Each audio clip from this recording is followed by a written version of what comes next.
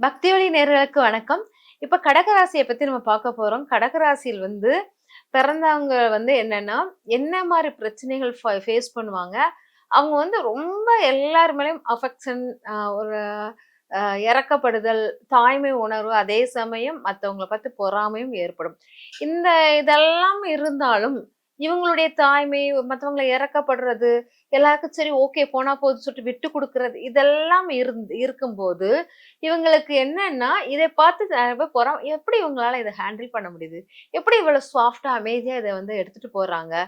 ஒவ்வொன்னையுமே ஒரு அக்கறையுடன் செயல்படுறாங்களே! அப்படி சொல்லிட்டு நெறைய விஷயங்கள் அவங்கள பார்த்து பொறாமைப்படுற தன்மையாக இருப்பார்கள்.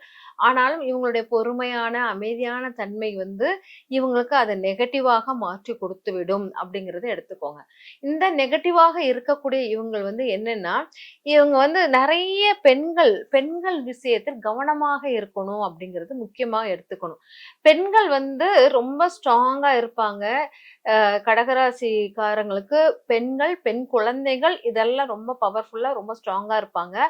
அதுவும் அவங்களுக்கு திருஷ்டி பரிகாரமாக திஷ்டியாக மாறிவிடும். அப்படி கண் திஷ்டியாக மாறிவிடும் அப்படிங்கிறத எடுத்துக்கலாம். பார்த்தீங்கன்னா, இவங்களுக்கு அவமானங்கள் குடுக்கிறதே ரொம்ப வயதான அவங்க குடும்பத்தில் ரொம்ப ஏஜ் ஆனவங்க இவங்கள ரொம்ப அவமானப்படுத்துற தன்மையை படுத்திக்கிட்டே இருப்பாங்க.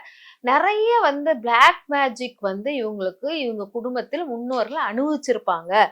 அதாவது பிளாக் மேஜிக்ன்னா செய்வினை கோளாறுகளை இவங்க மூதாதையர்கள் ரொம்ப அதனால் கஷ்டப்பட்டுருப்பாங்க.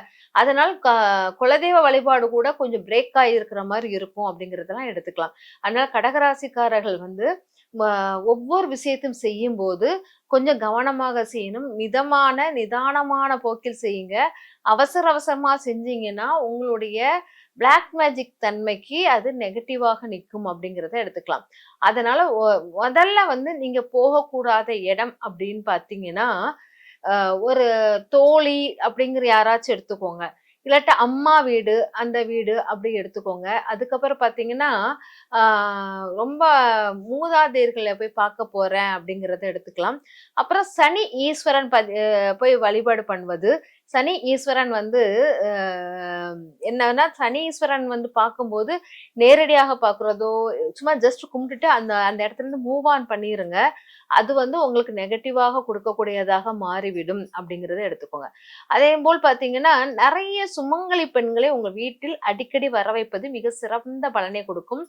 உங்க வீட்ல இருக்கக்கூடிய நெகட்டிவ் எனர்ஜிய ஃபுல்லா அந்த சுமங்கலி பெண்களுடைய கால் ஓசை, அதாவது கால் ஓசையும், அந்த கொலுசு ஓசையும் ரொம்ப பவர்ஃபுல்லா அந்த நெகட்டிவ ஃபுல்லா வீட்ல இருந்து வெளியே அகற்றி விடுற தன்மையாக மாறிவிடும். அதனால நீங்க எப்பவுமே வீட்டுக்கு சுமங்கலி பெண்கள், கன்னி பெண்கள் இத உங்க வீட்ல எப்பவுமே வர வைங்க.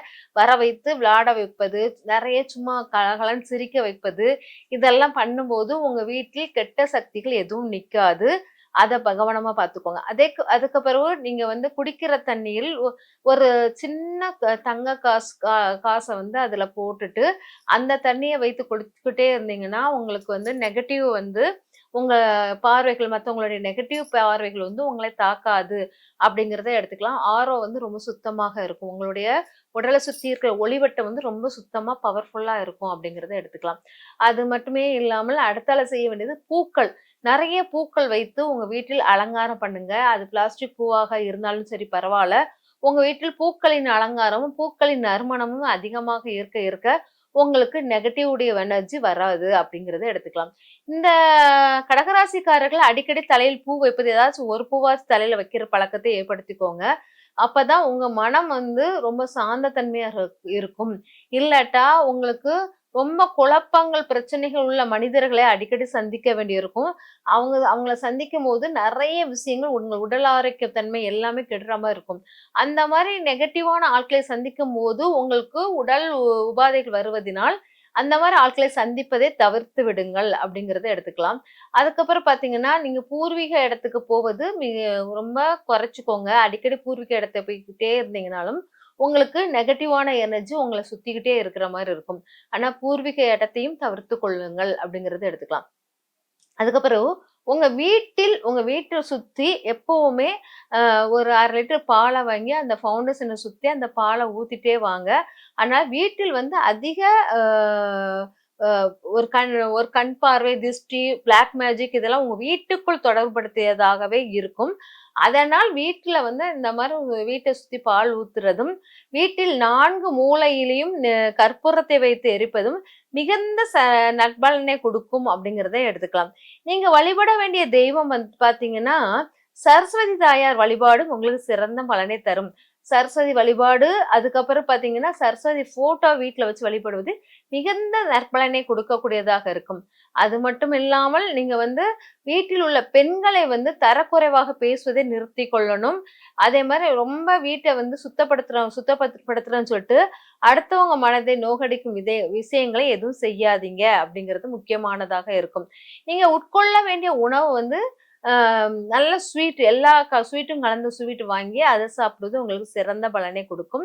இல்லாட்டா சாக்லேட் அந்த மாதிரி வாங்குவது உங்களுக்கு சிறந்த பலனை கொடுக்கும் அப்படிங்கிறதாக இருக்கும். அதுக்கப்புறம் நீங்க கேட்க வேண்டிய ஒலியின் அளவு வந்து நாதஸ்வர இசை கேட்டல் உங்களுக்கு சிறப்பாக இருக்கும். ஆனால் நாதஸ்வர இசை கேட்பது சிறந்த நற்பலனை தரும் அப்படிங்கிறத எடுத்துக்கலாம்.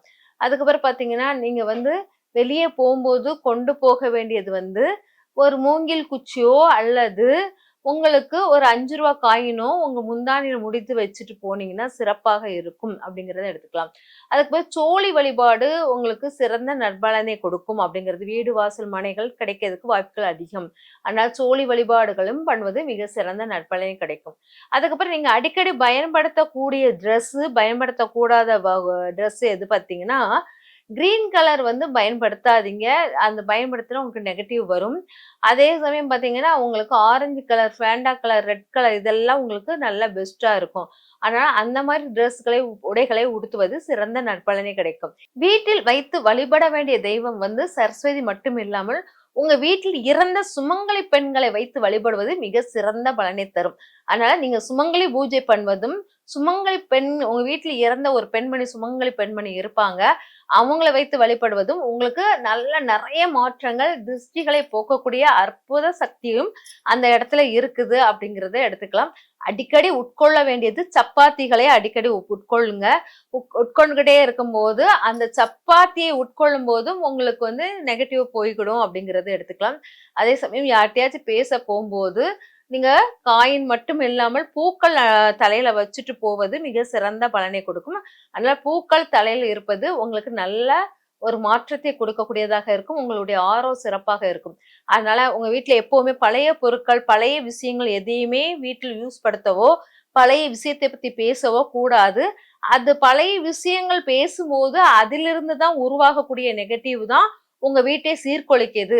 அதனால் பழைய விஷயங்கள் உங்க வீட்டில் நெகட்டிவா கொடுக்கக்கூடியதாக இருப்பதனால், யார் வீட்டில் உள்ள பழைய பொருட்களும் உங்க வீட்டுக்கு வரக்கூடாது. நீங்களும் பழைய விஷயங்களை பேசக்கூடாது. அப்படி இருக்கும்போது உங்க வீட்டில் நிறைய மாற்றங்கள், வெற்றிகள் வந்து அடையும் அப்படிங்கிறத நான் கூறிக்கொள்கிறேன். இதெல்லாம் இந்த திருஷ்டி பரிகாரங்களை மிக சிறப்புடனும், சிறந்த முறையில் செய்துகிட்டே இருக்கும்போது உங்க வீட்டில் நிறைய மாற்றங்கள், வெற்றிகள் வந்து அடையும். வாழ்த்துகிறேன். நன்றி. வணக்கம்.